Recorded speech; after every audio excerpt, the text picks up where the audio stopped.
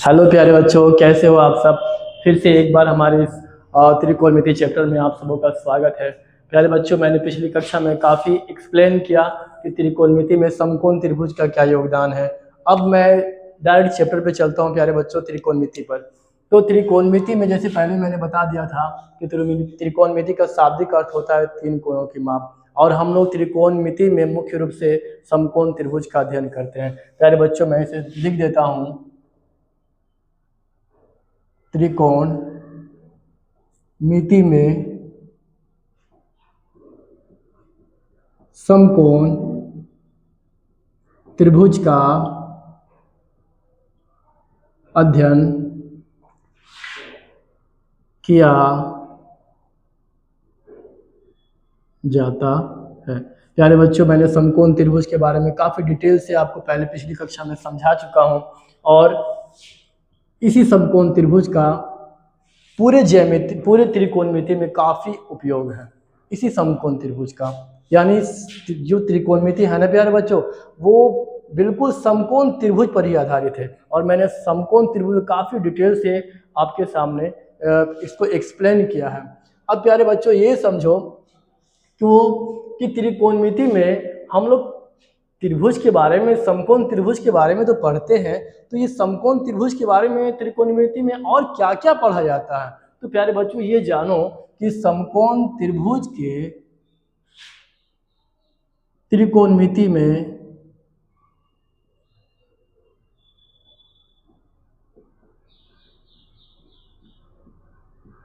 समकोण त्रिभुज के भुजा और कोनों के बीच संबंध का अध्ययन किया जाता है। प्यारे बच्चों, समझो इसे, त्रिकोणमिति में समकोण त्रिभुज की भुजा और कोनों के बीच संबंध का अध्ययन किया जाता है। मैंने पहले ही बताया था बच्चों कि ये समकोण त्रिभुज में ये तीनों भुजा है, इसको हम लोग H बोलते हैं, इसको P बोलते हैं, इसको B बोलते हैं। बाकी ये प्यारे बच्चों, इस कोण को हम लोग थीटा बोलते हैं। अगर हम इस कोण को भी थीटा बोल सकते हैं, क्योंकि समकोण त्रिभुज में दो न्यून कोण होते हैं और एक सम कोण होते हैं। न्यून कोणों को थीटा से सूचित किया जाता है। और हम लोग त्रिकोणमिति में समकोण त्रिभुज के भुजा और उसके कोणों के बीच संबंध का अध्ययन करते हैं। तो प्यारे बच्चों, ये समकोण त्रिभुज में भुजा और जो कोण है, उसको हम लोग, भुजा और कोणों का जो संबंध है, उसको हम लोग किस पद में व्यक्त करते हैं और उसे कहते क्या है, ये हम लोग जानने की कोशिश करते हैं। शुरू कर रहा हूँ त्रिकोणमितीय अनुपात। त्रिकोणमितीय अनुपात है क्या? जैसे कि मैंने पहले भी बताया बच्चों कि समकोण त्रिभुज में हम लोग समकोण त्रिभुज की भुजाओं और उसके कोणों के संबंधों का अध्ययन करते हैं। तो समकोण त्रिभुज में जो भुजा है और उसके कोण है, उसके संबंध को जिस पद में हम लोग व्यक्त करते हैं, उसे हम लोग त्रिकोणमितीय अनुपात कहते हैं। तो बच्चों, कुल मिलाकर अगर हम आपको बताएं तो त्रिकोणमितीय अनुपात 6 तरह का होते हैं। कौन कौन सा त्रिकोणमितीय है अनुपात है, आइए मैं ऐसे समझाने की कोशिश करता हूँ। प्यारे बच्चों, ये देखो, समकोण त्रिभुज है ABC। देखो, ये H हो गया, ये P हो गया और ये B। मान लो ये थीटा यहाँ है, इसलिए हम लोग इसको P मान चुके हैं, इसको H और ये B हो चुका है। तो त्रिकोणमितीय अनुपात है क्या? तो प्यारे बच्चों, 6 तरह का त्रिकोणमितीय अनुपात होता है। मैं अभी फिलहाल आपको 3 बताऊंगा और 3 बाकी आपको खुद ब खुद याद हो जाएगा। तो पहला में ले लो साइन थीटा। बच्चों आप देखो, मैं यहाँ थीटा कर देता हूँ अभी, ताकि तुम्हें और आसानी से समझ में आए। ये देखो सैन थीटा। ये सैन थीटा जो त्रिकोणमितीय अनुपात है बच्चों, ये संबंध बताता है समकोण त्रिभुज के भुजा P और H को। अब देखो, ये P है और ये H है।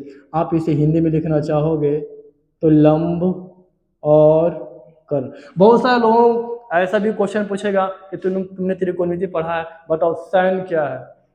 सैन क्या है? तो सैन क्या है? सीधा सीधी बात, ये जो सैन है बच्चों, ये समकोण त्रिभुज की जो भुजा P है और एच यानी लंब है और कर्ण है, दोनों के बीच का जो अनुपात है उसी को साइन कहा जाता है। बिल्कुल सिंपल सी भाषा में आप देखो इसे और समझो।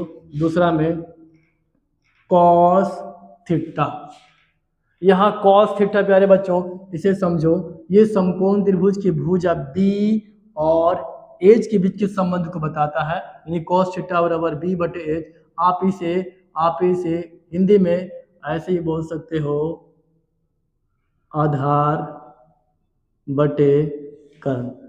तीसरा आप देखिए प्यारे बच्चों, तीसरा में टैन थीटा। टैन क्या बताता है बच्चों?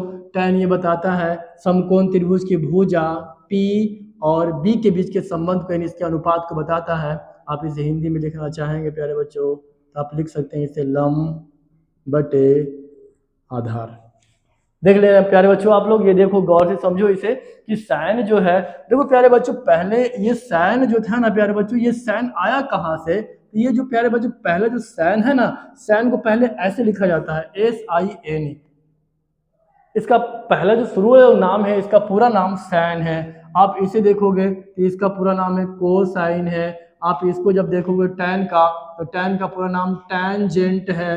बट बच्चों अब इसका शॉर्ट फॉर्म हम लोग यूज करते हैं, शॉर्ट में साइन कॉस और टैन का यूज करते हैं। इसका ज़्यादा यूज हम लोग लॉन्ग फॉर्म में नहीं कर पाते हैं। तो ये साइन है क्या बच्चों?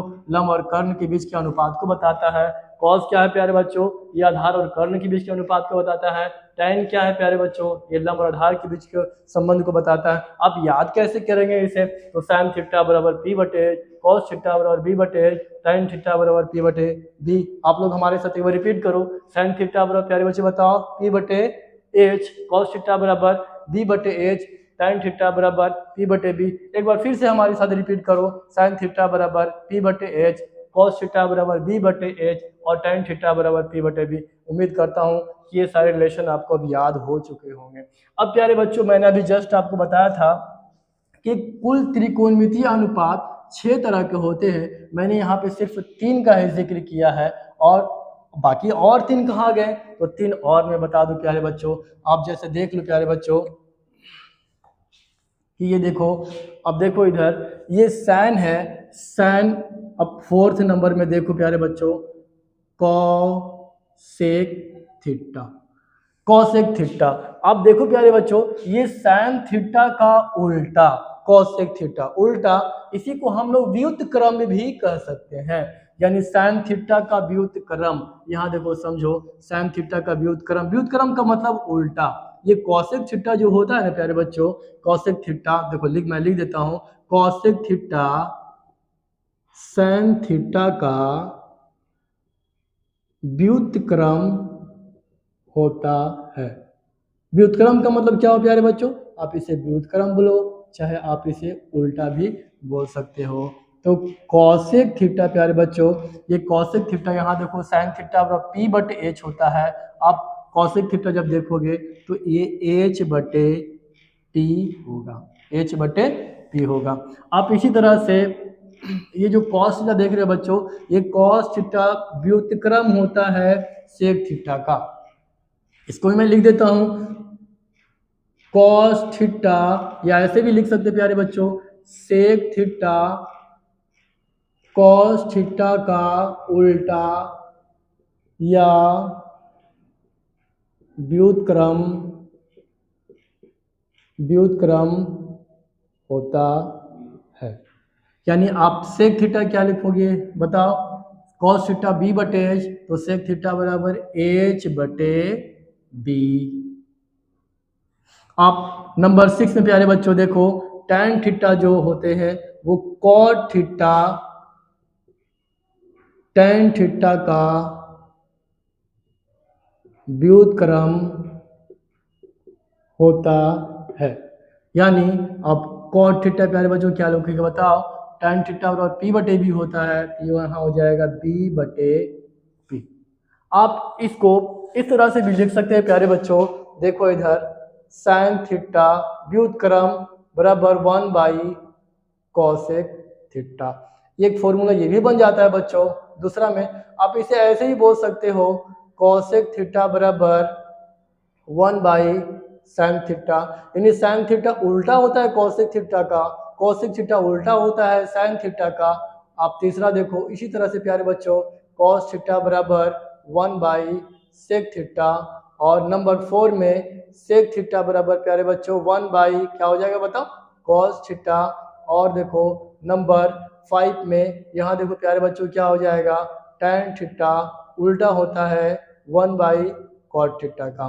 और नंबर 6 में देखो प्यारे बच्चों कॉट थीटा उल्टा होगा, किसका उल्टा होगा, 1/टैन थीटा का।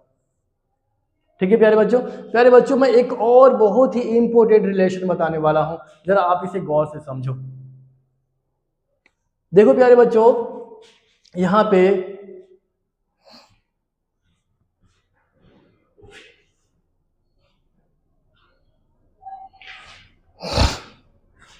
आप देखो प्यारे बच्चों, मैं एक और साइन और कॉस से रिलेटेड एक और बहुत ही इंपॉर्टेंट रिलेशन बनाने जा रहा हूं। अब देखो प्यारे बच्चों यहाँ पे साइन थीटा बराबर मैंने अभी बताया था P/H, और कॉसेक थीटा जस्ट इसका उल्टा होता है H/P। बच्चों जब आप अभी से दोनों को गुना करोगे, इस पॉइंट को थोड़ा सा स्टार में बना देता हूं, साइन थीटा और गुने कॉसेक थीटा, तो प्यारे बच्चों देखो यहाँ P/H और यहाँ H/P। आप देखो बच्चों कि ये H कैंसिल, P कैंसिल, बच गया क्या 1।